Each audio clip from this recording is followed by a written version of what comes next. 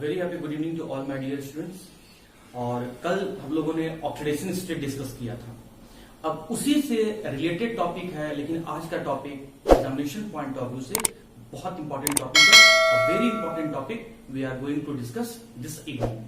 और टॉपिक है स्टूडेंट हम लोग का आज नोमेनक्लेचर ऑफ कॉम्प्लेक्स सॉल्ट। एक नोमेनक्लेचर आप लोग पढ़े होंगे ऑर्गेनिक कंपाउंड का, क्योंकि बहुत सिंपल वे में आप लोग करना सीख गए थे। एग्जैक्टली स्टूडेंट यहां भी नोमेनक्लेचर बहुत सिंपल है, लेकिन अंतर यह है कि हम लोग इस बार ऑर्गेनिक कंपाउंड का नोमेनक्लेचर नहीं करने जा रहे हैं, हम लोग इनऑर्गेनिक कंपाउंड का नोमेनक्लेचर करना जान रहे हैं। नोमेनक्लेचर का मतलब होता है naming process. The process of naming is known as the nomenclature. और इनऑर्गेनिक कंपाउंड में भी हम लोग सॉल्ट का, और सॉल्ट में भी हम लोग कॉम्प्लेक्स सॉल्ट डिस्कस करने जा रहे हैं। मतलब हम ऐसे सॉल्ट का नेमिंग करने जा रहे हैं जो वाटर में 100% डिसोसिएट नहीं होता है, या फिर हम सिंपल वे में कह सकते हैं विच gets partially dissociated in aqueous solution, then such type of salt is known as the complex and salt. And today we are going to discuss the process of naming, the nomenclature process of such type of या these type of complex salt. इसमें student अगर हम लोग कुछ points को याद रखें तो हम लोग का नेमिंग प्रोसेस बहुत आसान हो जाता है। और आपके जैक बोर्ड में मैक्सिमम टाइम, अगर पिछले आप 10 साल के क्वेश्चंस को अगर आप उठा के देखें तो इस चैप्टर से इसी टॉपिक से क्वेश्चन बार बार पूछा गया है। तो आप कुछ पॉइंट्स को आप याद रख लें। ये जो पॉइंट्स मैं यहां पर लिखा हूं आप अपने फेयर कॉपी में नोट्स कॉपी में नोट डाउन कर लेंगे। रूल कोई आपसे नहीं पूछेगा, बस वो सीधे कॉम्प्लेक्स सॉल्ट देके आपको उस कंपाउंड का नेमिंग पूछ लेगा। अगर आप नेमिंग सही करते हैं देन इसका मतलब है कि आप ऑब्वियसली आप रूल्स वगैरह जानते हैं, अच्छे से जानते हैं। तो आइए पहले हम लोग रूल्स डिस्कस कर लेते हैं। मैंने पहले लिखा है यूनिवर्सल पॉइंट। यूनिवर्सल पॉइंट कहने का मतलब है स्टूडेंट कि वो हर जगह एप्लीकेबल है, सभी टाइप के कॉम्प्लेक्स सॉल्ट में एप्लीकेबल है। तो क्या कहता है पहला point, start naming with small letter. सबसे पहला बात आपको ध्यान रखना है कि जब कभी भी आप कॉम्प्लेक्स सॉल्ट का नेमिंग करेंगे तो आप सबसे पहले स्टूडेंट स्मॉल लेटर से ही नेमिंग करना शुरू करेंगे। और उसके बाद कहता है कि put a small gap between cation and अनायन। और कैटायन और अनायन के बीच में आप एक छोटा सा गैपिंग देंगे। क्यों गैपिंग देंगे स्टूडेंट? क्योंकि दोनों अपोजिट नेचर का स्पीसीज है। कैटायन जहां पॉजिटिवली चार्ज है, अनायन वहीं पर नेगेटिवली चार्ज है। एक आपका सिंपल आयन है तो दूसरा आपका कॉम्प्लेक्स आयन है। एक आपका आयोनाइजेबल स्फीयर है तो दूसरा आपका नॉन आयोनाइजेबल स्फीयर है। मैं क्या कहना चाह रहा हूं स्टूडेंट, आइए इसी बात को एक छोटे से एग्जांपल से डिस्कस कर लेते हैं। जैसे मैंने क्या किया, मैंने यहां पर एक कॉम्प्लेक्स सॉल्ट लिखा। लेट अस कंसीडर कि मैंने यहां पर एक कॉम्प्लेक्स सॉल्ट लिखा। इस कॉम्प्लेक्स सॉल्ट में आप क्या देख रहे हैं, कोई भी मॉलिक्यूल में दो पार्ट, कोई भी मॉलिक्यूल दो पार्ट के मिलने से बनता है, एक कैटायन और एक अनायन। अगर आप देखेंगे तो ये जो पोटासियम लिखा हुआ है, जो स्क्वायर ब्रैकेट के बाहर वाला पोर्शन है स्टूडेंट, ये कैटायन है। और स्क्वायर ब्रैकेट के अंदर वाला जितने भी रिमेनिंग पोर्शन है ये सब के सब अनायन है। तो ये कैटायन और ये अनायन, ये पॉजिटिवली चार्ज, ये नेगेटिवली चार्ज, ये सिंपल पार्ट, ये कॉम्प्लेक्स पार्ट, ये आयोनाइजेबल पार्ट, ये नॉन आयोनाइजेबल पार्ट। एक जो है वो वाटर में डिसोसिएट कर रहा है और दूसरा जो है वो वाटर में डिसोसिएट नहीं कर रहा है। एक जो है वो मोबाइल है और दूसरा जो है वो इमोबाइल है, नॉट मूविंग है। एक जो है वो टेस्ट दे रहा है, मतलब कलर प्रोड्यूस कर रहा है किसी कंपाउंड के साथ रिएक्ट करवाने पर, और दूसरा जो है वो किसी तरह का कलर नहीं प्रोड्यूस कर रहा है। एक जहां पॉजिटिवली चार्ज है, दूसरी तरफ अगला वहां पर वो नेगेटिवली चार्ज है। एक कैटायन है और एक अनायन है। तो दोनों का नेचर ही डिफरेंट है स्टूडेंट। इसीलिए इस बेसिस पर, नेचर के डिफरेंस होने के बेसिस पर, लॉजिकली इस पॉइंट के कारण से हम लोग क्या करते हैं कि एक छोटा सा स्मॉल गैप क्रिएट करते हैं। स्मॉल गैप हम लोग वहां पर लिखते हैं between the name of the cation and अनायन। आप ये बात बिल्कुल ध्यान से समझेंगे और लिखेंगे। पॉइंट नंबर 2 आ जाइए स्टूडेंट। कहता है कि the name of cation is written first. ये तो यूनिवर्सल पॉइंट है। आज तक हम लोग जितनी तरह का भी सॉल्ट इससे पहले पढ़ रहे थे उसमें हर बार हम लोग कैटायन का नाम ही सब पहले लिख रहे थे। जैसे फॉर एग्जांपल मैं फिर से एक एग्जांपल यहाँ पे कंसीडर कर रहा हूँ। एक सिंपल सॉल्ट लेता हूँ स्टूडेंट, जो जिससे आप लोग सबको बहुत अच्छे से फैमिलियर है, जान परिचित है, वो आपका जान पहचान का है, दैट इज NaCl। अगर हम बात कर ले तो इसमें अगर आप इसको पहले डिसोसिएट करेंगे तो Na के ऊपर पॉजिटिव चार्ज और Cl के ऊपर नेगेटिव चार्ज, और अगर मैं इसका नेमिंग करने बोलूं तो आप इसका नाम बोलेंगे सोडियम क्लोराइड। तो आपने क्या किया, पहले कैटायन का नाम ही पहले बोला, बाद में आपने अनायन का नाम बोला। एग्जैक्टली स्टूडेंट, अगर मैं कोई और सॉल्ट अगर यहां पर लूं और इसको अगर मैं डिसोसिएट करूं तो ये भी डिसोसिएट होकर Cu2+ और SO4 के फॉर्म में आ जाएगा। आप खुद यहां पर देखिए कि आप अगर मैं इसका नेमिंग करने के लिए बोलूं तो आप इसका नाम क्या बोलेंगे, कॉपर सल्फेट ही बोलेंगे। तो ऑब्वियसली आप पहले कैटायन का नाम बोल रहे हैं। एग्जैक्टली हम लोग कॉम्प्लेक्स सॉल्ट में भी यही काम करेंगे कि पहले कैटायन का नेमिंग करेंगे और तब उसके बाद अनायन का नेमिंग करेंगे। चलिए तो हम लोग देखेंगे कि कौन कैटायन है और कौन अनायन है। उम्मीद करते हैं कैटायन और अनायन तो आप पहचानते होंगे। हाँ जी, तो यही यूनिवर्सल पॉइंट का सेकंड पॉइंट कहता है कि the name of cation is written first. पहले कैटायन का नाम लिखना, followed by the name of anion. उस कैटायन के नेमिंग के बाद आप अनायन का नेमिंग करना। And do not right the subscript if present in the simple ion. कह रहा है कि पहले कैटायन का नाम लिखो और तब अनायन का नाम लिखना। लेकिन ध्यान रहे, अगर कैटायन वाले पोर्शन में सिंपल आयन है और उस सिंपल आयन का कोई सबस्क्रिप्ट है तो उस सबस्क्रिप्ट को नहीं लिखें। ये रूल मैं नहीं दिया हूं स्टूडेंट, ये रूल यूपैक सिस्टम के द्वारा दिया गया है और इस रूल को हम सभी को फॉलो करना होगा। हाँ, तो कहता क्या है जरा गौर करें, आप यहाँ पर एग्जाम्पल पे गौर करें, आपको अपने आप अभी समझ में आ जाएगा स्टूडेंट। कहता है कि पहले कैटायन का नेमिंग करेंगे तब अनायन का नेमिंग करेंगे। तो चलिए पहले हम लोग यहाँ पर इस कैटायन का नेमिंग करेंगे और उसके बाद इस अनायन का नेमिंग करेंगे। उसके बाद क्या कहता है कि अगर कैटायन वाले पोर्शन में मतलब सिंपल आयन हो, कैटायन वाले पोर्शन में सिंपल आयन हो, कैसे पहचानोगे सिंपल आयन है, तो वो स्क्वायर ब्रैकेट से बाहर लिखा हुआ रहेगा। आप देख सकते हैं कि स्क्वायर ब्रैकेट से बाहर लिखा हुआ है सिंपल आयन है और वो आपका कैटायन बना हुआ है। तो अगर सिंपल आयन में, कैटायन में अगर सिंपल आयन है और उस सिंपल आयन में कोई सब स्क्रिप्ट लिखा हुआ है, किसी एलिमेंट के सिंबल के नीचे कोई अगर वैल्यू, कोई नंबर लिखा हुआ रहे तो वो नंबर कहलाता है स्टूडेंट सब स्क्रिप्ट। तो आप देख सकते हैं कि यहां पर सब स्क्रिप्ट के फॉर्म में आपका 4 लिखा हुआ है। तो यही कहता है कि do not right the sub script if present in the simple ion. अगर कोई सब स्क्रिप्ट है तो उस सब स्क्रिप्ट को मेंशन करने का कोई जरूरत नहीं है। तो जब आप इसका नेमिंग करेंगे तो आप इसका नाम सिर्फ पोटासियम बोलेंगे, आप इसका नाम टेट्रा पोटासियम नहीं बोलेंगे। एग्जैक्टली स्टूडेंट, अगर मैं ये वाले कंपाउंड के बारे में अगर मैं बात कर लूं, अगर मैं ये वाले कंपाउंड के बारे में अगर मैं बात कर लूं, अगर मैं इस कंपाउंड के बारे में अगर मैं बात करता हूं स्टूडेंट, तो फिर से आप देख सकते हैं कि यहां पर भी आपका जो कैटायन वाला पोर्शन है वो कैटायन वाला पोर्शन सिंपल आयन के मिलने से बना है और सिंपल आयन के मिलने से बना है। तो उसमें आप यहां पर जो नंबर लिखा हुआ है उस नंबर को मेंशन नहीं करेंगे, आप इसका नाम सिंपली सोडियम बोलेंगे, आप इसका नाम ट्राई सोडियम नहीं बोलेंगे। एग्जैक्टली अगर मैं एक और एग्जाम्पल कंसीडर करूं, अगर मैं इसी तरीके से एक और एग्जाम्पल कंसीडर करूं स्टूडेंट, तो आपको क्या कहा गया है पॉइंट नंबर 2 में कि पहले कैटायन का नेमिंग करना है, उसके बाद आपको अनायन का नेमिंग करना है। और अगर कैटायन वाले पोर्शन में सिंपल आयन आ रहा है और सिंपल आयन का कोई सब स्क्रिप्ट है तो उस सब स्क्रिप्ट का आपको मेंशन करने का जरूरत नहीं है। मतलब इसका नाम आपको सिर्फ Fe के लिए, Fe सिंबल का मतलब क्या होता है, Fe सिंबल किस एलिमेंट का होता है, आयरन का। तो आपको सिर्फ यहाँ पर आयरन बोलना है, आपको यहाँ पर टेट्रा आयरन नहीं बोलना है। तो उम्मीद करता हूं कि पहला 2 यूनिवर्सल पॉइंट आपको समझ में आ गया होगा। कहता है कि किसी का भी नेमिंग करें तो स्मॉल लेटर से करें और कैटायन और अनायन के बीच में एक छोटा सा गैपिंग देंगे due to difference in their nature.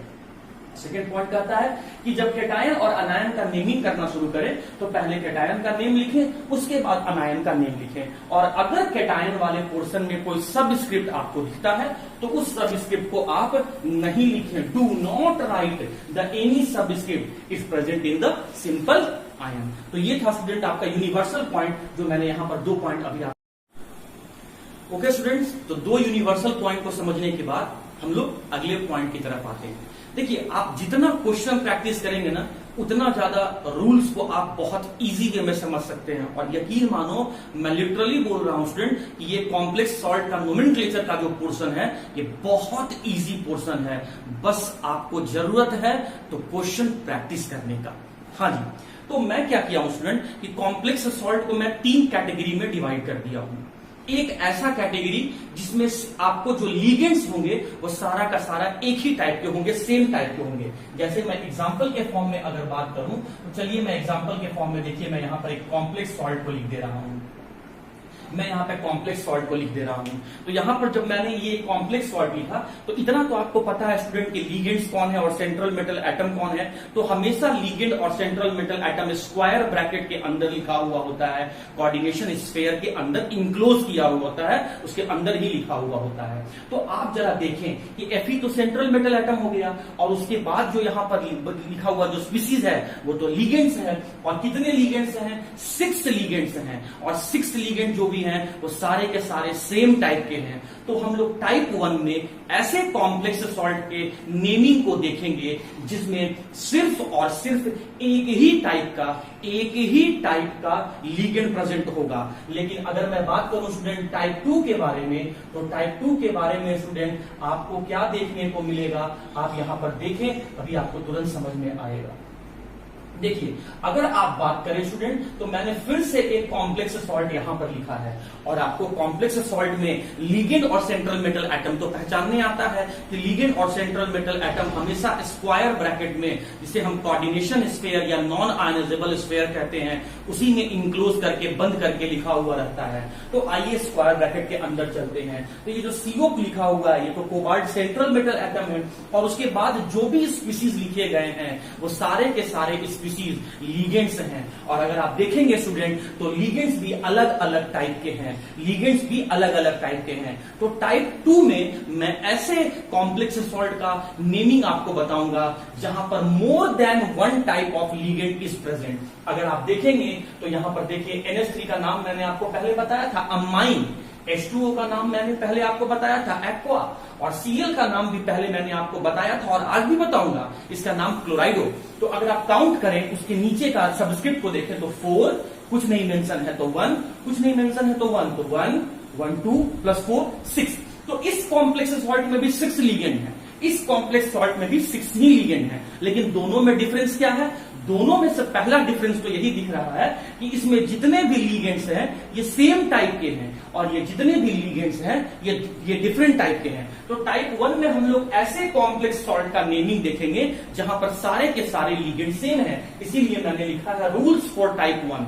और टाइप 2 में हम लोग वैसे कॉम्प्लेक्स सॉल्ट को देखेंगे जहां पर डिफरेंट टाइप का लीगेंड प्रेजेंट है, जिसे हम टाइप 2 में पढ़ेंगे, टाइप 2 में जिसको मैंने कैटेगराइज किया है। और टाइप 3 में मैं क्या करूंगा स्टूडेंट कि मैं ऐसा कॉम्प्लेक्स सॉल्ट लूंगा जिसमें दोनों कैटायन और अनायन दोनों का दोनों ही कॉम्प्लेक्स हो, तो आप देख सकते हैं how to identify the complex ion. कैसे आप पहचानोगे कि कॉम्प्लेक्स सॉल्ट में कैटायन और अनायन जो है वो कॉम्प्लेक्स है? तो both the part will be enclosed या written in the square bracket में लिखा हुआ होगा, तो वो कोऑर्डिनेशन स्फीयर होगा, वो आयनाइजेबल स्फीयर होगा, वो कॉम्प्लेक्स आयन होगा। ये वाला पोर्शन कैटायन, ये वाला पोर्शन अनायन। और आप देख सकते हैं कैटायन भी स्क्वायर ब्रैकेट में लिखा हुआ है, अनायन भी आपका स्क्वायर ब्रैकेट में लिखा हुआ है। तो टाइप 3 के में हम लोग ऐसे कॉम्प्लेक्स सॉल्ट का नेमिंग देखेंगे जहां पर कैटायन और अनायन दोनों का दोनों ही कॉम्प्लेक्स है। तो आइए स्टूडेंट हम लोग यहां से स्टार्ट करते हैं rules for type 1 complex salt. मतलब हम लोग ऐसे कॉम्प्लेक्स सॉल्ट को देखेंगे जहां पर आपका सिर्फ एक ही टाइप का लीगेंड प्रेजेंट होगा, containing only 1 type of. Rules को डिस्कस करते हैं फॉर टाइप टाइप 1 कहने का मतलब ऐसे कॉम्प्लेक्स सॉल्ट जिसमें लीगेंड सेम टाइप के होंगे। How many ligands are present या what is the coordination number 6 and all the ligand are of same type. What is the coordination number 4 which means how many ligand are attached, 4 ligand are attached और चारों का चारों ligand कैसा है student, same है। इसीलिए हम लोग इस तरह के कॉम्प्लेक्स सॉल्ट को टाइप 1 में कैटेगराइज किए हुए हैं। क्या कहता है, देखो यूनिवर्सल पॉइंट तो लेके चलना ही है कि पहले आपको कैटायन का नेमिंग करना है। तो चलो यार पहले हम लोग कैटायन का नेमिंग करेंगे, लेकिन ध्यान रहे आयोनाइजेबल वाले पार्ट में सबस्क्रिप्ट को नहीं लिखना है। तो के सिंबल किस एलिमेंट का है, पोटासियम, तो मुझे पोटासियम लिखना है। लेकिन फिर से ध्यान रहे स्मॉल लेटर से स्टार्ट करना है। स्टूडेंट स्मॉल लेटर यहां लिखने का लॉजिक ये है कि ये कॉम्प्लेक्स सॉल्ट है और कॉम्प्लेक्स सॉल्ट का मतलब which are not completely dissociated, completely dissociate नहीं होगा और इसीलिए इसका प्रायोरिटी थोड़ा सा कम है और इसीलिए इसको स्मॉल लेटर से लिखा जाता है। तो यहां पर मैंने यहाँ पे पोटासियम लिख दिया। टेट्रा पोटासियम नहीं होगा, सबस्क्रिप्ट नहीं लिखना है, 4 को नहीं लिखना है, टेट्रा नहीं लिखना है, इसीलिए मैंने पोटासियम लिखा। तो कैटायन का नाम मैंने पहले लिखा, तब अनायन का नाम लिखूंगा। कैटायन में भी अगर आयोनाइजेबल पार्ट है तो उसका सबस्क्रिप्ट नहीं लिखना है, तो इसीलिए मैंने यहां पर पोटासियम लिखा। अब देखो इसके बाद मैंने क्या कहा कि अगर इसमें देखिए sequence for naming of complex part. अब मैंने इस आयोनाइजेबल वाले पार्ट का, कैटायन वाले पार्ट का नेमिंग कर लिया, तो मुझे अब अनायन वाले पार्ट का नेमिंग करना है। सिंपल पार्ट का नेमिंग कर लिया तो कॉम्प्लेक्स पार्ट का नेमिंग करना है। तो देखो क्या करता है, sequence for naming of complex part, मतलब जब आप कॉम्प्लेक्स पार्ट का नेमिंग करेंगे तो कुछ इस क्रम में करेंगे, कुछ इस ऑर्डर में करेंगे, कुछ इस फॉर्म में करेंगे। सबसे पहले किसका नाम लिखेंगे आप, सबसे पहले लीगेंड्स का नाम लिखेंगे, उसके बाद किसका नाम लिखेंगे आप, सेंट्रल मेटल एटम का नाम लिखेंगे और उसके बाद क्या लिखेंगे, ऑक्सीडेशन नंबर लिखेंगे। लेकिन ध्यान रहे स्टूडेंट, जब कभी भी ऑक्सीडेशन नंबर को आप लिखेंगे तो स्मॉल ब्रैकेट में लिखेंगे। इस स्मॉल ब्रैकेट को हम लोग केमिस्ट्री में स्मॉल ब्रैकेट नहीं बोलते हैं, इसे हम लोग पैरेंथेसिस बोलते हैं। और पैरेंथेसिस का मतलब ही है कि आपको स्मॉल ब्रैकेट में लिखना है। किसको लिखना है, ऑक्सीडेशन नंबर को लिखना है और किस फॉर्म में लिखना है, रोमन नंबर में लिखना है। उम्मीद करता हूं कि रोमन नंबर तो आपको लिखने आता होगा। जैसे जैसे अगर मैं 1 को रोमन में लिखूं, 1 को अगर मैं रोमन में लिखूं तो कैसे लिखूंगा, ऐसे लिखूंगा। अगर 2 को रोमन में लिखूं तो कैसे लिखूंगा, ऐसे लिखूंगा। 3 को रोमन में लिखूं तो कैसे लिखूंगा, ऐसे लिखूंगा। तो ये अरेबिक नंबर है और ये रोमन नंबर है। तो कहता है कि जब कभी भी कॉम्प्लेक्स पार्ट का नेमिंग करना तो पहले लीगेंड्स का नाम लिखना, उसके बाद सेंट्रल मेटल एटम का नाम लिखना और सेंट्रल मेटल एटम के नाम के बाद ऑक्सीडेशन नंबर को लिखना। लेकिन ऑक्सीडेशन नंबर को आप पैरेंथेसिस में लिखना और रोमन नंबर में ही ऑक्सीडेशन नंबर को लिखना। तो देखिए ये तीनों में कुछ कुछ करेक्शन है। तीनों के नाम को जब हम लिखेंगे तो कुछ कुछ सावधानियां, कुछ कुछ प्रिकॉशन लेंगे। मैं फिर से रिपीट कर रहा हूं, बहुत इजी है रूल्स। आप रूल्स को समझो कि जब कभी भी आप कॉम्प्लेक्स पार्ट का नेमिंग करोगे तो पहले लीगेंड का नाम, फिर उसके बाद सेंट्रल मेटल एटम का नाम और तब उसके बाद ऑक्सीडेशन नंबर का नाम लिखना है ना, वैल्यू लिखना है। और जब कभी भी इनका नाम लिखेंगे तो थोड़ा सा प्रिकॉशन लेंगे। प्रिकॉशन क्या लेंगे, आइए मैं यहां से स्टार्ट करता हूं। ऑक्सीडेशन नंबर का नाम लिखते समय क्या प्रिकॉशन लेंगे कि ऑक्सीडेशन नंबर हम जब कभी भी लिखेंगे, ऑक्सीडेशन नंबर जब कभी भी लिखेंगे तो रोमन नंबर में लिखेंगे और उस रोमन नंबर को हम लोग पैरेंथेसिस में ही लिखेंगे, मतलब स्मॉल ब्रैकेट में लिखेंगे। ये बात मुझे तब याद रखना है जब मुझे ऑक्सीडेशन नंबर को लिखना है। मैं एग्जांपल से बताऊंगा। उसके बाद देखिए फिर क्या कहता है, लीगेंड के नाम को लिखते समय मुझे क्या सावधानी बरतना है। इफ लीगेंड इज अनायनिक, अगर लीगेंड अनायनिक है तो एंड एंड्स विथ आइड, ए और आइड, ये बात मैं पहले बता चुका हूं आपको। क्या कहता है कि अगर जो लीगेंड का नाम लिखने जा रहे हो, अगर वो लीगेंड अनायनिक है और उसका नाम आइड से, एट से या आइड से खत्म होता है तो सिर्फ आपको क्या करना है, ई को हटाना है और ओ को लगाना है। जैसे आइए देखिए Cl का नाम क्या है, क्लोराइड। ये जितने भी मैंने इधर एग्जांपल लिया है ये सब का सब अनायनिक लिगेंड है और सभी के नाम के आखिरी में या तो आइड आएगा या तो एट आएगा या तो आइट आएगा। देखिए Cl का नाम क्या है, क्लोराइड, तो हमें क्लोराइड नहीं लिखना है, हमें क्लोराइडो लिखना है। ई को हटा देना है, ओ को लगा देना है और नाम क्या हो जाएगा, क्लोराइडो हो जाएगा। Br का नाम, Br माइनस का नाम क्या होता है, ब्रोमाइड, लेकिन ये अनायनिक लिगेंड है तो मुझे यहां से E को हटाना है और O को लगाना है, ब्रोमाइडो। Cn माइनस का नाम क्या हो जाएगा, साइनाइडो, साइनाइडो। NO2 माइनस का नाम क्या हो जाएगा, नाइट्रोएन। क्यों नाइट्रोएन हो गया, क्योंकि इसमें नाइट्रोजन और ऑक्सीजन दोनों का दोनों डोनर एटम है, लेकिन एक समय में कोई एक ही एटम जो है वो लिगेंड का कोई एक ही एटम जो है वो सेंट्रल मेटल एटम को अपना लोन पेयर डोनेट कर रहा है, और जो डोनेट कर रहा है उसका नाम आपको मेंशन करना होगा। तो कौन इस समय डोनेट कर रहा है, जो आगे लिखा हुआ है, आगे कौन सा एलिमेंट लिखा हुआ है, नाइट्रोजन, तो इसका नाम क्या हो गया, नाइट्रोएन। इसका नाम क्या हो गया, नाइट्रो ओ। इसमें डोनर एटम कौन है, ऑक्सीजन है। होने के लिए डोनर एटम ऑक्सीजन नाइट्रोजन दोनों है, बट नाउ इस समय में इस लिगेंड में अभी डोनर एटम कौन है, ऑक्सीजन है, इसीलिए नाइट्रो ओ। उसी तरीके से HCN माइनस का नाम क्या हो जाएगा, थायोसाइनाइटो S, और NCS माइनस का नाम क्या हो जाएगा, थायोसाइनाइटो N। तो लिगेंड का नाम लिखते समय आपको ध्यान रखना है कि लिगेंड अनायनिक है, लिगेंड न्यूट्रल है, कि लिगेंड कैटायनिक है। अगर लिगेंड न्यूट्रल है तो फिर उसका नाम, या फिर आपको उसका नाम में कुछ चेंजिंग करना होगा। जैसे NH3 का नाम क्या हो जाएगा, अमोनिया नहीं, अमाइन। H2O का नाम वाटर नहीं, एक्वा। CO का नाम कार्बन मोनोऑक्साइड नहीं, कार्बोनिल। NO का नाम नाइट्रिक ऑक्साइड नहीं, नाइट्रोसिल। और EN का नाम जो होगा वो होगा इथाइलिन डाइएमीन। तो लिगेंड का नाम को लिखते समय मुझे इस बात का, या हमें इस बात का ध्यान रखना है कि लिगेंड किस कैटेगरी का है। अगर लिगेंड न्यूट्रल कैटेगरी का है तो वो आपको ध्यान रखना है कि उसका नाम चेंज होगा या नहीं होगा। और अगर लिगेंड अनायनिक कैटेगरी का है और नाम के आखिरी में आइड 8 और आइड आता है तो ई को हटा दो और ओ को लगा दो। अगर आप लिगेंड का नाम लिखना सीख गए तो कॉम्प्लेक्स सॉल्ट का नेमिंग आप समझ जाओगे। सबसे ज्यादा जो मैं फील किया हूं स्टूडेंट लोग को दिक्कत होता है या गलती करता है, वो लिगेंड का नेम को लिखने के समय गलती कर देता है। इसीलिए स्टूडेंट लिगेंड का जब कभी नाम लिखें तो बहुत सावधानी से लिखें। 3 तरह के लिगेंड को आप याद रखें, लिगेंड कैटायनिक है, लिगेंड अनायनिक है, कि लिगेंड न्यूट्रल है। न्यूट्रल में कुछ एग्जांपल्स को आप यहां पर जो मैंने मेंशन किया है उसको आप याद रखें। लिगेंड अगर अनायनिक है तो उसको आप याद रखें, और लिगेंड अगर आपका ये न्यूट्रल लिगेंड है तो न्यूट्रल लिगेंड अगर है तो आप इसके नाम को याद रखें। लिगेंड अगर आपका अनायनिक है तो आप इसको याद रखें, और लिगेंड अगर कैटायनिक है तो उसके नाम के पीछे NIUN नियम याद रखें। ये पोर्शन मैं पहले डिस्कस किया हूं तो इस बात को आपको दिमाग में रखना है। तो ऑक्सीडेशन नंबर लिखते समय क्या ध्यान रखना है कि मुझे ऑक्सीडेशन नंबर रोमन में लिखना है, उसके बाद उससे ऑक्सीडेशन नंबर को पैरेंथेसिस में क्लोज करना है, और ऑक्सीडेशन नंबर मुझे कब लिखना है, सेंट्रल मेटल एटम के नाम के बाद मुझे ऑक्सीडेशन नंबर लिखना है। लिगेंड के लिए मैंने बता दिया कि लिगेंड को लिखते समय ध्यान रखना है कि न्यूट्रल है, अनायनिक है कि कैटायनिक है। अब मैं आता हूं सेंट्रल मेटल एटम के नेमिंग प्रोसेस पर, कि सेंट्रल मेटल एटम का नेमिंग में हमें क्या सावधानी रखना पड़ता है या क्या।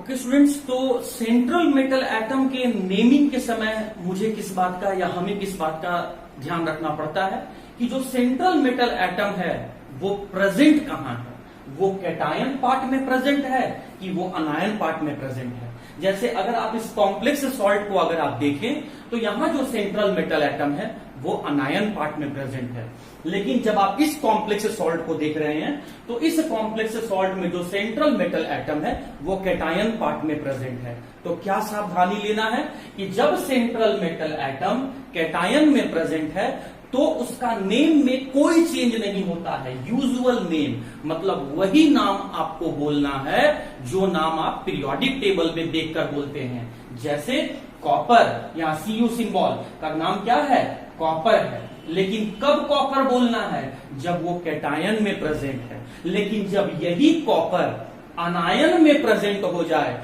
तो उसका नाम को मॉडिफाई किया गया है, नाम को बदला गया है, मॉडिफाइड नेम है, और नाम के पीछे में वर्ड ATE जोड़ा गया है, और नाम इसका कॉपर नहीं होके इसका नाम हो जाता है क्यूपरेट। क्यूपरेट, क्यूपरेट। अभी बहुत सारे एग्जांपल्स हैं स्टूडेंट, आप इन बातों को समझो। मैं क्या कह रहा हूं कि जैसे ऑक्सीडेशन नंबर और लिगेंड्स के नाम को लिखते समय आप सावधानियां बरत रहे थे, आप प्रिकॉशन ले रहे थे, उसी तरीके से सेंट्रल मेटल एटम का नेमिंग करते समय आपको प्रिकॉशन लेना है। प्रिकॉशन ये लेना है कि आपको देखना है कि सेंट्रल मेटल एटम कैटायन में प्रेजेंट है कि अनायन में प्रेजेंट है। अगर सेंट्रल मेटल एटम कैटायन में प्रेजेंट है तो उसके नाम को में कोई चेंजिंग नहीं करना है, यूजुअल नेम लिखना है। Just pronounce the name whatever you pronounce in the periodic table, मतलब जो पीरियोडिक टेबल में आप देखकर बोलते हो वही बोलना है। लेकिन अगर अनायन पार्ट में प्रेजेंट हो जाएगा तो सफिक्स 8 लगाना है, उसके नाम को मॉडिफाई करना है, उसके नाम को चेंज करना है। जैसे Cr सिंबल, ये सिंबल किस मेटल के बारे में बताता है? क्रोमियम। तो जब Cr क्रोमियम जब कैटायन में होगा तो इसका नाम आपको क्रोमियम ही बोलना है। लेकिन जब यही क्रोमियम अनायन में बन के आ जाएगा तो इसका नाम क्रोमेट हो जाएगा, क्रोमेट हो जाएगा। Fe किस मेटल का सिंबल है? आयरन। तो जब ये Fe कैटायन में रहे तो यहां पर आयरन, और जब यही Fe अनायन में रहे तो इसका नाम आयरन नहीं बोलना है स्टूडेंट, इसका नाम आपको फेरेट बोलना है। Ag अगर कैटायन में प्रेजेंट हो तो इसका नाम आपको सिल्वर बोलना है। लेकिन जब यही Ag अनायन में प्रेजेंट हो तो इसका नाम आपको आर्जेंटेट बोलना है। थोड़ा सा आपको सावधानी बरतना है, प्रिकॉशन लेना है, आर्जेंटेट बोलना है। Au ये सिंबल किस मेटल का है? गोल्ड का। तो जब Au कैटायन में रहे तो इसका नाम आपको गोल्ड बोलना है। लेकिन जब यही गोल्ड Au सिंबल का मेटल अनायन में रहे तो इसका नाम गोल्डेट नहीं होता है, इसका नाम होता है ऑरेट, ऑरेट, ऑरेट। Pb किस मेटल का सिंबल है? Pb सिंबल है लेड का। तो जब Pb कैटायन में प्रेजेंट हो तो उसका नाम आपको लेड बोलना है। लेकिन अगर वही Pb अनायन में प्रेजेंट हो तो उसका नाम प्लम्बेट बोलना है, प्लम्बेट बोलना है, प्लम्बेट बोलना है। Sn किस मेटल का नाम है? Tin, tin. तो टिन लिखना है। लेकिन जब यही आपका अनायन में प्रेजेंट हो तो इसका नाम आपको स्टैनेट लिखना है। इसी तरीके से आपको सभी मेटल्स का ध्यान रखना है कि जब मेटल व सेंट्रल मेटल एटम अनायन में आए तो उसके नाम को चेंज करना है। अगर मैग्नीशियम होता तो यहां पर कैटायन में तो मैग्नीशियम ही लिखते हैं, लेकिन यहां पर हम लोग यहां पर मैंगनेट लिखते हैं। तो स्टूडेंट आपको दिमाग में रखना होगा कि जो सेंट्रल मेटल एटम है वो कैटायन में है कि अनायन में है। अगर मैं इस कॉम्प्लेक्स सॉल्ट में देखूं तो यहां सेंट्रल मेटल एटम अनायन में है, और अगर मैं इस कॉम्प्लेक्स सॉल्ट में देखूं तो यहां सेंट्रल मेटल एटम कैटायन में है। तो तीन बात को तो आपको ध्यान रखना है। देखो पहला पॉइंट मैंने क्या बोला, कोई भी नाम लिखना स्मॉल लेटर से शुरू करना और कैटायन और अनायन के बीच में गैपिंग देना, ये पहला पॉइंट आपको याद रहेगा। दूसरा पॉइंट क्या है आपको याद रखना है स्टूडेंट कि सेकेंड पॉइंट क्या है, जब कभी भी हम कॉम्प्लेक्स वाले पार्ट का नेमिंग करेंगे तो पहले लीगेंड, तब सेंट्रल मेटल एटम और तब ऑक्सीडेशन नंबर। लिगेंड के नाम को लिखते समय क्या सावधानी बरतेंगे कि अगर अनायनिक है तो ई को हटाओ, ओ को जोड़ो। अगर कैटाइनिक है तो लास्ट में NiUN नियम वर्ड को जोड़ दो। और अगर अनायनिक है तो अनायनिक लिगेंड में 4 का नाम को ध्यान रखना है, अमाइन, एक्वा, कार्बोनिल और नाइट्रोसिल। सेंट्रल मेटल एटम में क्या सावधानी बरतना है कि अगर कैटायनिक पार्ट में है तो नाम में कोई चेंज नहीं करना है, लेकिन अनायनिक पार्ट में आएगा तो नाम में आपको 8 वर्ड को जोड़कर थोड़ा सा मॉडिफाई करना है। और उसके बाद थर्ड में ऑक्सीडेशन नंबर, जब कभी लिखना तो पैरेंथेसिस में लिखना, और किस फॉर्म में लिखना, किस रूप में लिखना, उसे रोमन नंबर में लिखना। लेकिन किसके बाद लिखना? सेंट्रल मेटल एटम के बाद लिखना, लिगेंड, सेंट्रल मेटल एटम और ऑक्सीडेशन नंबर। तो आइए मैं यहां पर 2 एग्जांपल आपसे डिस्कस कर देता हूं, ये 2 एग्जांपल को समझते हैं। हाँ जी, क्या मैंने रूल बताया था? स्मॉल लेटर से स्टार्ट करो और पहले कैटायन का नाम लिखो। तो चलो मैं कैटायन का नाम लिख रहा हूं। कैटायन का नाम तब अनायन का नाम, कैटायन का नाम तब अनायन का नाम। कैटायन का नाम क्या है? सिंबल क्या लिख रहा है? के, और इसके नीचे सबस्क्रिप्ट है। सबस्क्रिप्ट को तो देखना ही नहीं है, तो फिर के सिंबल किसको बताता है? ये बताता है पोटासियम मेटल को। तो चलिए स्मॉल लेटर से स्टार्ट करते हैं। तो ये मैंने यहां पर लिखा पोटासियम, स्पेलिंग पर ध्यान रखना, पोटासियम, पोटासियम। और इस कैटायन और अनायन के बीच में गैपिंग देना है। तो चलो अब इस कॉम्प्लेक्स का नेम लिखना है। तो कॉम्प्लेक्स का नेम हम लोग को पहले किसको लिखना है? लीगेंड को। तो लीगेंड का नेमिंग ये रहा लीगेंड, तो क्या लिख रहा है? 6 के लिए हम लोग क्या लिखेंगे? हेक्सा, और लिगेंड CN का नाम मैंने क्या बताया था, साइनाइड इसको पढ़ते हैं, लेकिन नाम के पीछे ई आ रहा है तो ई हटेगा और नाम क्या हो जाएगा, साइनाइडो। तो ये हो गया हेक्सासाइनाइडो। तो लिगेंड का नाम हो गया। मैंने सीक्वेंस क्या बताया था स्टूडेंट, देखो मैं यहाँ सीक्वेंस लिख रहा हूँ, लिगेंड, सेंट्रल मेटल एटम और ऑक्सीडेशन नंबर, यही मैंने लिखा था, लिगेंड, सेंट्रल मेटल एटम और ऑक्सीडेशन नंबर। लिगेंड आपने लिख दिया, अब किसका बारी आया, सेंट्रल मेटल एटम। तो इन तीनों के नेम को लिखते समय प्रिकॉशन लेना है। लिगेंड के नेम को लिखते समय हम लोगों ने प्रिकॉशन लिया, ई को हटाया, ओ को जोड़ दिया।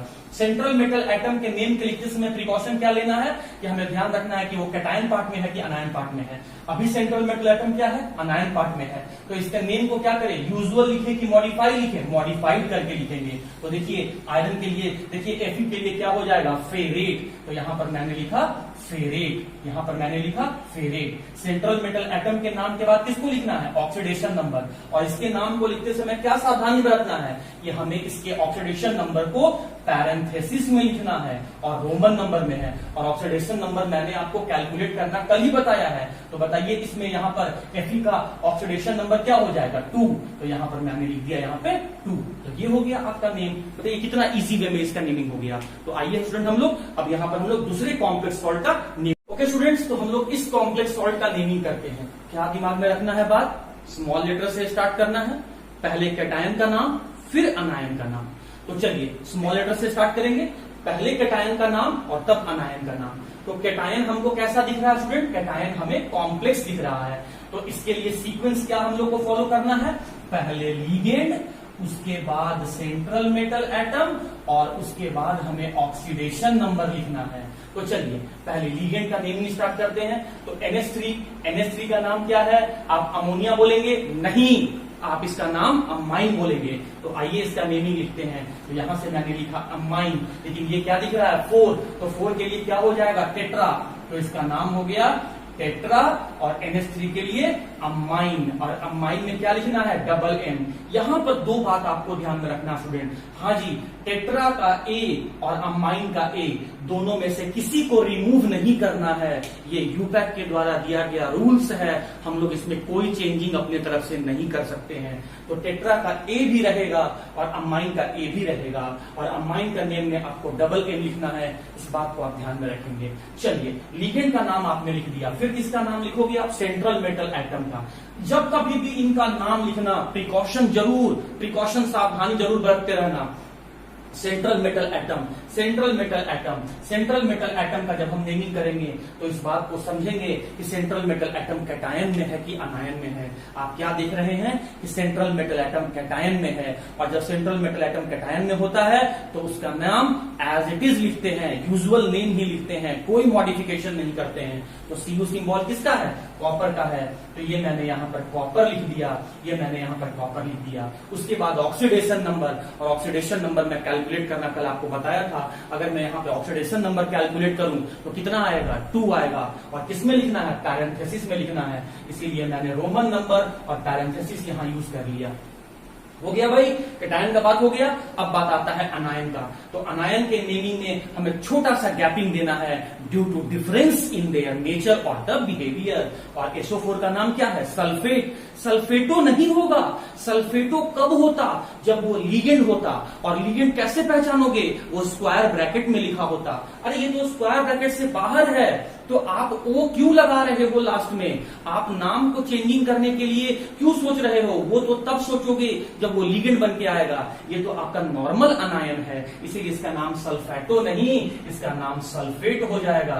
बस आपको गैपिंग देना है, इसलिए मैंने यहाँ पर गैपिंग क्रिएट किया। तो उम्मीद करता हूं इस कॉम्प्लेक्स सॉल्ट का भी आप नेमिंग सीख गए होंगे। अब मैं एग्जाम्पल के फॉर्म में 4-5 एग्जाम्पल लेता हूं, जहां मैं टाइप 1 मतलब एक ही तरह का लिगेंड रखने वाले कॉम्प्लेक्स सॉल्ट का मैं एग्जांपल आपसे डिस्कस करूंगा, और प्रैक्टिस तो आपको करना है स्टूडेंट।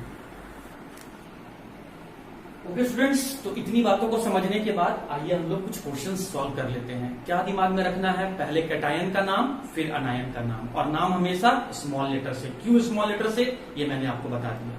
गैपिंग कहां देना है, कैटायन और अनायन के बाद में। और जब कॉम्प्लेक्स पार्ट आ जाए तो कॉम्प्लेक्स पार्ट में पहले किसका नाम लिखना है, लिगेंड का, फिर सेंट्रल मेटल एटम का, फिर ऑक्सीडेशन नंबर का, और तीनों के नाम के लिखते समय हमें प्रिकॉशन लेना है। चलो अब मैं यहां पर लिखना शुरू करता हूं। तो देखो ये रहा सेंट्रल मेटल एटम और ये रहा लीगेंड। पहले किसका नाम लिखोगे आप? पहले लीगेंड का नाम लिखोगे। तो देखिए 4 के लिए आप क्या लिखोगे स्टूडेंट? टेट्रा, स्मॉल लेटर से। तो चलिए 4 के लिए मैंने क्या लिखा यहां पर? Tetra, tetra. और सीओ का नाम क्या था? कार्बन मोनोऑक्साइड, नहीं कार्बोनिल। तो ये रहा, मैंने यहां पर लिखा कार्बोनिल। लीगेंड का नाम हो गया। उसके बाद किसको लिखना है? सेंट्रल मेटल एटम को। तो सेंट्रल मेटल एटम क्या यहां पर आपका देखिए कैटायन है, अनायन है, क्या है? तो देखिए यहां पर इसके ऊपर कोई चार्ज नहीं दिख रहा है। अगर यहां पर नेगेटिव चार्ज इसके ऊपर होता तो अनायन होता, और अगर इसके ऊपर पॉजिटिव चार्ज होता तो कैटायन होता। कोई भी चार्ज नहीं दिख रहा है तो न्यूट्रल है। और नाम में मॉडिफिकेशन, सेंट्रल मेटल एटम के नाम में मॉडिफिकेशन तब करना है जब वो अनायन पार्ट में हो। नेगेटिव चार्ज तो मुझे कहीं दिख नहीं रहा है, अनायन तो है नहीं, तो नाम में कोई चेंजिंग नहीं करेंगे। तो Ni सिंबल मेटल का नाम क्या है? निकल। तो आप इसके जगह में सिंपल निकल लिख दो, निकल लिख दो, निकल लिख दो। अब जब सेंट्रल मेटल एटम को लिख दिए तो उसके बाद किसको लिखना है? Oxidation number. और ऑक्सीडेशन नंबर के नाम को कैसे लिखना है? पैरेंथेसिस में लिखना है और रोमन नंबर में लिखना है। तो यहां से जब इसका ऑक्सीडेशन नंबर कैलकुलेट करोगे तो ये क्या आएगा आपका? 0। हाँ, यहां पर 0 आपको मेंशन करना है। 0 ये बताता है कि हमने जो यहां पर कॉम्प्लेक्स सॉल्ट लिया है वो कॉम्प्लेक्स सॉल्ट न्यूट्रल नेचर का है। तो आपको ये कंपलसरी है, मैंडेटरी है, ये आपको रूल है कि कुछ भी ऑक्सीडेशन नंबर हो, चाहे वो आपका 0 हो या नॉन 0 वैल्यू है, you have to write that number in the parenthesis. अब आते हैं सेकेंड एग्जाम्पल। पहले किसका नाम? कैटायन का। फिर किसका नाम? अनायन का। नाम कैसे लिखना है? स्मॉल लेटर से। कैटायन और अनायन के बीच में क्या करना है? गैपिंग लिखना है। तो चलो पहले कैटायन का नाम तब अनायन का नाम। लेकिन जब मैं कैटायन का नेमिंग करने के लिए गया तो मुझे क्या दिखने लगा? कॉम्प्लेक्स दिखने लगा। कैसे पहचाने तुम की कॉम्प्लेक्स है? स्क्वायर ब्रैकेट से पहचाने हम की कॉम्प्लेक्स है। कॉम्प्लेक्स का मतलब क्या होता है? Which does not gets completely dissociated in aqueous solution, जो वाटर में 100% डिसोसिएट नहीं होगा। हाँ जी, तो जब मैं इस कॉम्प्लेक्स पार्ट का नेमिंग करने के लिए गया तो किस सीक्वेंस में लिखना है? लीगेंड, सेंट्रल मेटल एटम और तब ऑक्सीडेशन नंबर। तो चलिए लीगेंड को मैं लिख रहा हूं। तो 2 के लिए मैं क्या लिखूंगा? Di, di, small letter di. और NH3 का नाम क्या है? Ammine, ammine, double M, ammine हो गया। उसके बाद लीगेंड के नेमिंग के बाद किसका लिखना है? सेंट्रल मेटल एटम का नाम लिखना है। लेकिन सेंट्रल मेटल एटम के नाम को लिखते समय भी प्रिकॉशन लेना है। आपको देखना है कि सेंट्रल मेटल एटम कैटायन में है कि अनायन में है। तो ये पोर्शन कैटायन है, ये पोर्शन अनायन है। तो सेंट्रल मेटल एटम कैटायन में है, मतलब नाम में कोई चेंजिंग नहीं करना है। तो Ag सिंबल का नाम क्या है? सिल्वर। तो आप स्टूडेंट यहाँ पर सिल्वर लिख दो। तो इसीलिए मैंने यहाँ पर सिल्वर लिख दिया। और जब सेंट्रल मेटल एटम का नाम हो गया तो पैरेंथेसिस में मुझे यहाँ पर ऑक्सीडेशन नंबर लिखना है। और ऑक्सीडेशन नंबर किस फॉर्म में लिखना है? रोमन नंबर में। और स्टूडेंट अगर आप ऑक्सीडेशन नंबर कैलकुलेट करना जानते होंगे तो इसमें इस मेटल का ऑक्सीडेशन नंबर कितना आ रहा है? 1 आ रहा है। अगर ऑक्सीडेशन नंबर आप निकालना नहीं जानते हैं तो आप पहले मेरा इसके प्रीवियस वीडियो को आप देखें और ऑक्सीडेशन नंबर क्वेश्चन पे प्रैक्टिस करें। एग्जामिनर नोमेनक्लेचर वाले क्वेश्चन को क्यों पूछता है? क्योंकि नोमेनक्लेचर क्वेश्चन को अगर पूछेगा तो इससे ये एग्जामिनर को ये पता चल जाता है कि स्टूडेंट को नेमिंग करने आता है कि नहीं, स्टूडेंट को ऑक्सीडेशन नंबर लिखने आता है कि नहीं। तो इसीलिए एक क्वेश्चन पूछ के वो आपसे 2 कंसेप्ट को चेक कर लेता है। आइए थर्ड एग्जांपल में आते हैं। अरे ये मुझे क्या दिख रहा है? ये तो मुझे यहाँ पर सिर्फ कॉम्प्लेक्स दिख रहा है और वो अनायनिक पोर्शन में है। कैसे पहचाने? नेगेटिव चार्ज है। तो जब कभी भी कॉम्प्लेक्स का नाम लिखना होगा तो क्या ऑर्डर है? लीगेंड, सेंट्रल मेटल एटम, तब ऑक्सीडेशन नंबर। तो चलिए लीगेंड को हम लोग लिख रहे हैं, लेकिन नेमिंग कैसे लिखना है? स्मॉल लेटर से। स्मॉल लेटर लिखने का लॉजिक क्या है मैं बता दिया। 3 के लिए मैं क्या लिखूंगा स्टूडेंट? ट्राई। 3 के लिए मैं लिखूंगा ट्राई, ट्राई। और C2O4 का नाम क्या है? ऑक्सलेट। लेकिन ये अनायनिक लिगेंड है तो नाम के पीछे O लग जाएगा, तो इसका नाम हो जाएगा ऑक्सलेटो। गैपिंग नहीं देना कहीं, ट्राई ऑक्सलेटो। जब लिगेंड का नाम हो गया तो सेंट्रल मेटल एटम का नाम। और सेंट्रल मेटल एटम के नाम लिखने में भी मुझे सावधानी बरतना है, प्रिकॉशन लेना है कि सेंट्रल मेटल एटम कैटायन में है कि अनायन में है। अभी देखिए सेंट्रल मेटल एटम अनायन में है। कैसे पहचाने कि अनायन में है? तो ये पूरा कॉम्प्लेक्स वाले के ऊपर नेगेटिव चार्ज लिखा हुआ है, मतलब जितने भी लिगेंड और सेंट्रल मेटल एटम यहाँ लिखे हैं सारे के सारे अनायनिक ही हैं। तो इसके नाम में मॉडिफिकेशन होगा और क्रोमियम नहीं बोलेंगे, क्रोमेट बोलेंगे, क्रोमेट बोलेंगे। तो यहाँ पर मैंने यहाँ पर लिख दिया क्रोमेट, क्रोमेट। और जैसे ही मैं सेंट्रल मेटल एटम का नाम लिखा उसके बाद मुझे पैरेंथेसिस लगा के मुझे यहाँ ऑक्सीडेशन नंबर लिखना है रोमन नंबर में, और ऑक्सीडेशन नंबर मैंने आपको निकालना बताया था। जैसे अगर मैं इस मेटल का निकालूं तो क्या मान लेता हूं, एक्स, और अब मुझे पता है C2O4 के ऊपर चार्ज क्या होता है, -2, तो -2 कितने टाइम्स है, 3 टाइम है, तो इंटू 3 कर दिया। अब तो कुछ है नहीं, कोई बचा हुआ नहीं है, तो इन सब का सम क्या होगा, इन सब का सम 0 कब होता, जब ये न्यूट्रल होता, लेकिन न्यूट्रल तो है नहीं, तो चार्ज स्पीसीज है, तो इक्वल टू क्या हो जाएगा, जो चार्ज लिखा हुआ है -3। आप इसे सॉल्व करेंगे तो x -6 इक्वल्स टू -3, और सॉल्व करेंगे तो x बराबर 3 आएगा, और इस 3 को मुझे रोमन नंबर में यहां पर लिख देना है। कितना इजी है नेमिंग करना। स्टूडेंट आप प्रैक्टिस करो। ऑक्सीडेशन नंबर तो मैं यहाँ डायरेक्ट लिख सकता था जैसे मैं यहाँ पर लिखा हूं, लेकिन मैं आपको निकालना भी सिखा दिया। स्टूडेंट आखिर मुझे ऑक्सीडेशन नंबर डायरेक्टली बिना पेन चलाए वर्बली मैं कैसे कैलकुलेट कर रहा हूँ। प्रैक्टिस स्टूडेंट, मेरे पास कोई मैजिक नहीं है, मैं कोई स्पाइडरमैन नहीं हूं, मेरे पास सिर्फ प्रैक्टिस है। मैंने इतने क्वेश्चन का प्रैक्टिस कर रखा है, इतने टाइम से मैं इस चीज को डिक्टेट कर रहा हूं, समझा रहा हूं कि मैं बिना पेन उठाए भी इस तरह के कंपाउंड का नेमिंग और ऑक्सीडेशन नंबर कैलकुलेट कर सकता हूं। इसी उस तरह से आप भी कर सकते हैं। All you need to do is practice and practice and practice.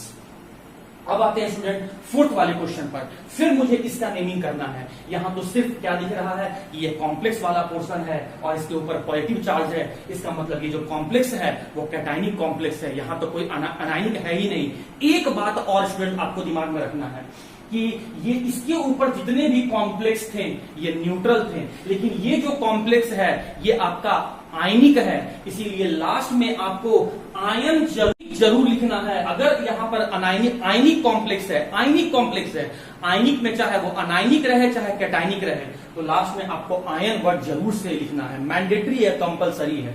चलिए इसका मीनिंग करते हैं। तो देखिए हम क्या देख रहे हैं, कॉम्प्लेक्स पार्ट है, उसके अलावा तो कोई पार्ट है नहीं, कॉम्प्लेक्स पार्ट है। तो कॉम्प्लेक्स पार्ट में पहले किसका नाम लिखना है, किस ऑर्डर में लिखना है, क्या सीक्वेंस मैंने बताया आपको, लिगेंड, सेंट्रल मेटल एटम और ऑक्सीडेशन नंबर, लेकिन तीनों का नाम लिखते समय प्रिकॉशन लेना है। तो चलो पहले लिगेंड का नाम लिखा स्मॉल लेटर से। 6 के लिए मैं क्या लिखूंगा, हेक्सा, 6 के लिए हेक्सा, और H2O के लिए क्या लिखूंगा, एक्वा। हाँ यहाँ पर डबल ए होगा, ये हेक्सा का ए भी रहेगा और एक्वा का ए भी रहेगा। एलिमिनेशन नहीं होगा, कुछ रिमूव नहीं करेंगे, एज इट इज रहेगा। ये यूपैक के द्वारा दिया गया रूल है, हम लोग चेंजिंग नहीं कर सकते। तो इसके लिए हो गया हेक्सा एक्वा। अब जब लिगेंड का नाम हो गया तो सेंट्रल मेटल एटम का नेमिंग कर लेते हैं। सेंट्रल मेटल एटम देखो आप यहाँ पे, क्या ये सेंट्रल मेटल एटम कैटायनिक है कि अनायनिक है, देख सकते हैं इसके ऊपर पॉजिटिव चार्ज है, मतलब कैटायनिक है, मतलब उसका नाम यूजुअल नेम रहेगा, कोई चेंजिंग नहीं होगा। तो Fe सिंबल का नाम क्या है, आयरन। तो ये मैंने यहां पर लिखा स्टूडेंट आयरन, और सेंट्रल मेटल एटम के नाम के बाद मुझे पैरेंथेसिस में ऑक्सीडेशन नंबर लिखना है। ऑक्सीडेशन नंबर आपको कैलकुलेट करना मैंने सिखाया था। तो यहां पर जो ऑक्सीडेशन नंबर होगा ये होगा आपका 2, और उसके बाद आप क्या देख रहे हैं, ये आयनिक स्पीसीज है, इसीलिए लास्ट में आपको यहाँ पर आयन वर्ड को जोड़ देना है। इस तरीके से मैंने यहाँ पर कुछ एग्जाम्पल डिस्कस कर लिया। 1-2 एग्जाम्पल मैं और डिस्कस कर देता हूं, और आज हम लोग सिर्फ टाइप 1 पढ़ेंगे, टाइप 2 और टाइप 3 हम लोग नोमेनक्लेचर का कल देखेंगे स्टूडेंट। ओके स्टूडेंट्स, तो हम लोग ये 3 कॉम्प्लेक्स सॉल्ट और है टाइप 1 के लिए सफिशिएंट है स्टूडेंट। अगर आप मैंने इतने जो एग्जांपल्स मैंने बताया अगर आप कर लोगे तो टाइप 1 आपके लिए इजी हो जाएगा। टाइप 1 में मैंने कैसे कॉम्प्लेक्स सॉल्ट को लिया है, जहां पर सिर्फ एक ही टाइप का लिगेंड है, एक लिगेंड नहीं है, एक ही टाइप का लिगेंड है। जैसे यहाँ पर टोटल लिगेंड कितने हैं, 4 है, लेकिन टाइप वाइज सब 1 है। यहाँ पर टोटल लिगेंड कितने हैं, 4 है, लेकिन टाइप वाइज 1 है। यहाँ पर टोटल लिगेंड कितने हैं, 6 है, लेकिन टाइप क्या है, 1 ही है। तो चलिए पहले कैटायन का नाम फिर अनायन का नाम, और कैटायन और अनायन के नाम के बीच में स्मॉल गैपिंग देंगे। उसके बाद नाम हमेशा स्मॉल लेटर से स्टार्ट करेंगे, और जब कभी भी कॉम्प्लेक्स का नेमिंग करेंगे तो पहले लिगेंड, सेंट्रल मेटल एटम और तब ऑक्सीडेशन नंबर, और इन तीनों का नाम को लिखते समय हमें प्रिकॉशन लेना है, सावधानी बरतना है। तो चलिए ये रहा कैटायन और ये रहा अनायन। उसके बाद आप क्या देख रहे हैं स्टूडेंट, ये जो कॉम्प्लेक्स है ये न्यूट्रल है, इसके ऊपर कोई चार्ज नहीं है, लेकिन ये यहाँ पर नेगेटिव चार्ज है, मतलब ये अनायनिक कॉम्प्लेक्स है, और इसके ऊपर पॉजिटिव चार्ज है, मतलब ये आयनिक कॉम्प्लेक्स है। तो पहले क्या कहता है, पहले कैटायन का नेमिंग करो। तो चलो कैटायन का नेमिंग कर रहे हैं। तो NH4 का नाम क्या होता है, अमोनियम। नीचे का सब स्क्रिप्ट को नहीं लिखना है, मैं बार बार बोल रहा हूं, सब स्क्रिप्ट को नहीं लिखना है। डाई अमोनियम नहीं होगा, अमोनियम होगा। NH4 का नाम अमोनियम होता है, तो इसीलिए हम लोग यहां पर लिखे ammonium, ammonium, ammonium, ammonium. Cation और अनायन के नेमिंग के बीच में गैपिंग देना है, तो छोटा सा गैपिंग हम लोग यहां पर देंगे। जब कॉम्प्लेक्स का नेमिंग करने के लिए आएंगे तो पहले लिगेंड का नाम, तो ये 4 के लिए क्या लिखेंगे, टेट्रा। 4 के लिए क्या लिखेंगे स्टूडेंट, टेट्रा, गैपिंग के साथ टेट्रा। और F के लिए क्या बोलते हैं, F सिंबल किसका है, फ्लोराइड, लेकिन ये अनायनिक लिगेंड है तो E हटेगा, O आ जाएगा, तो इसका नाम हो जाएगा फ्लोराइडो, फ्लोराइडो, फ्लोराइडो, FLU, फ्लू फ्लू, फ्लोराइडो। और लिगेंड जब हो गया तो उसके बाद central metal atom, central metal atom, और सेंट्रल मेटल एटम के नाम को लिखते समय भी प्रिकॉशन लेना है। अगर अनायनिक पार्ट में है तो नाम में मॉडिफिकेशन होगा, तो CO यहां पर देख रहे हैं जो सेंट्रल मेटल एटम है वो अनायनिक पार्ट में है तो नाम में मॉडिफिकेशन होगा, 8 लग जाएगा तो नाम क्या हो जाएगा, कोबाल्टेट, कोबाल्टेट, कोबाल्टेट। तो CO के लिए हमने यहां पर लिखा कोबाल्टेट, कोबाल्टेट। और उसके बाद यहां पर पैरेंथेसिस देके मुझे ऑक्सीडेशन नंबर लिखना होगा। ऑक्सीडेशन नंबर कैलकुलेट करना तो मैंने आपको सिखाया था स्टूडेंट, मैंने बताया था कि NH4 के ऊपर +1 चार्ज होता है तो +1 2 टाइम है तो into 2 plus central metal atom का X, और फ्लोरीन के ऊपर जो चार्ज होता है वो -1 कितने टाइम है, 4 टाइम है तो इंटू 4, और न्यूट्रल कॉम्प्लेक्स है तो इन सभी का सम हो जाएगा इक्वल टू 0, +1 इंटू 2 क्या हो जाएगा 2 प्लस X, -1 इंटू 4 क्या हो जाएगा, देखो ना यहाँ पर -1 इंटू 4 क्या हो जाएगा, -4 इक्वल टू 0, तो X इक्वल टू क्या आ जाएगा, +2 आ जाएगा। तो हम लोग यहाँ पर रोमन नंबर में ऑक्सीडेशन नंबर को मेंशन कर दिए, कितना इजी है ना। अब आते हैं इस एग्जांपल में, तो चलिए आप इसका एग्जांपल का नाम खुद भी प्रैक्टिस कर सकते हैं स्टूडेंट। चलिए स्टार्ट करते हैं। इसलिए कॉम्प्लेक्स पार्ट है, पहले किसका नाम, लिगेंड का नाम।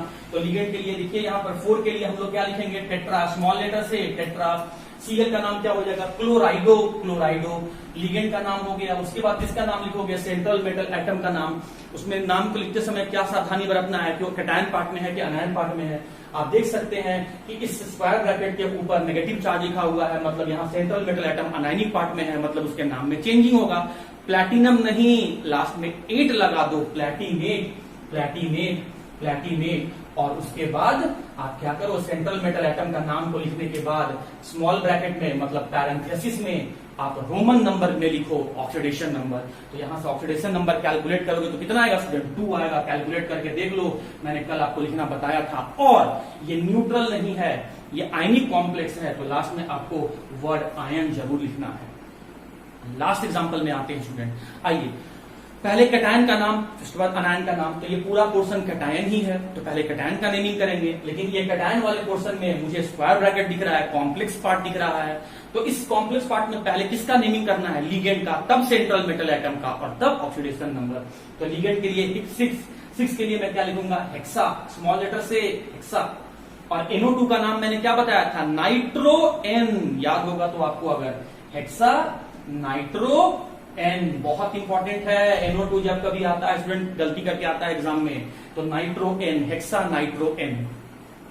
जब आपने लिगेंड का नाम लिख दिया तो सेंट्रल मेटल एटम का नाम लिखो, और सेंट्रल मेटल एटम के नाम को लिखते समय ध्यान रखना है कि वो कैटायन में है कि अनायन में है। अभी तो सेंट्रल मेटल एटम के ऊपर चार्ज पॉजिटिव दिख रहा है, मतलब कैटायन में है, मतलब इसके नाम में कोई मॉडिफिकेशन नहीं होगा। ये नाम इसका एज यूजुअल रह जाएगा, जो आप प्रोनाउंस करते हैं पीरियोडिक टेबल को देखकर, वही नाम बोलना है यहाँ। तो Na के लिए क्या हो जाएगा, निकेल। Na के लिए क्या हो जाएगा, निकेल, निकेल, निकेल। कोई गैपिंग नहीं, कोई गैपिंग नहीं। और सेंट्रल मेटल एटम के बाद आपको स्क्वायर ब्रैकेट में यहाँ पर ऑक्सीडेशन नंबर लिखना है, मतलब यहाँ पर square bracket, sorry small bracket में या पैरेंथेसिस में आपको ऑक्सीडेशन नंबर लिखना है। तो ऑक्सीडेशन नंबर कैलकुलेट करना मैंने आपको बताया था स्टूडेंट। सेंट्रल मेटल एटम के लिए मैंने क्या मान लिया, X। इसके ऊपर चार्ज कितना होता है, -1, तो यहां मैंने लिखा -1 कितने टाइम है, इंटू 6। और सभी का, अब तो कुछ बचा नहीं, तो सभी का सम इक्वल टू क्या हो जाएगा, जो चार्ज प्रेजेंट है दैट इज +1। सॉल्व करोगे तो x - 6 इक्वल्स टू 1, और यहां से अगर आप सॉल्व करोगे तो ये सॉल्व होकर आ जाएगा स्टूडेंट आपका 7। ये सॉल्व करने पर ये आपका यहाँ पे आ जाएगा 7, है ना। तो चलिए अब हम लोग यहां से देखते हैं। तो यहाँ पर मैंने रोमन नंबर में यहाँ पर मैंने 7 लिखा, और यहाँ पर ये पॉजिटिव चार्ज है, ये आयनिक कॉम्प्लेक्स है, तो लास्ट में हम लोग यहाँ पर आयन लिख दिए। तो इस तरीके से आप यहाँ पर एक फर्स्ट टाइप का नोमेनक्लेचर हो गया। सेकेंड टाइप में कल हम लोग ऐसे कॉम्प्लेक्स सॉल्ट का नेमिंग देखेंगे जहां पर मोर देन 1 टाइप का लिगेंड आएगा, और कल ही मैं टाइप 3 भी आपको यहाँ पर सॉल्व करवा दूंगा क्वेश्चन। आज मैं कम इसीलिए सिर्फ टाइप 1 पढ़ा के इसलिए मैंने छोड़ दिया स्टूडेंट, क्योंकि कल मैंने आपको ऑक्सीडेशन नंबर बताया, तो आप ऑक्सीडेशन नंबर को बहुत अच्छे ढंग से प्रैक्टिस करो, उसके बाद ही आपको नोमेनक्लेचर वाला पोर्शन पढ़ना है, और एग्जामिनेशन पॉइंट ऑफ व्यू से बहुत इंपॉर्टेंट है। और मैं बार बार बोल रहा हूं, मैं यहां पर जितना क्वेश्चन भी बना दूं उससे कोई फर्क नहीं पड़ेगा। आप कितना क्वेश्चन प्रैक्टिस करते हो यही मैटर करता है। तो इसीलिए घर में बैठे और खूब प्रैक्टिस करें, क्योंकि अभी तो आपको समय घर में जो मिला हुआ है उसमें तो आप मैक्सिमम टाइम अपना यूज कर सकते हैं सेल्फ स्टडी करने के लिए। तो स्टूडेंट, आज के लेक्चर को मैं यहीं पर रोक रहा हूं, कल हम लोग यहीं से आगे प्रोसीड करेंगे। Till then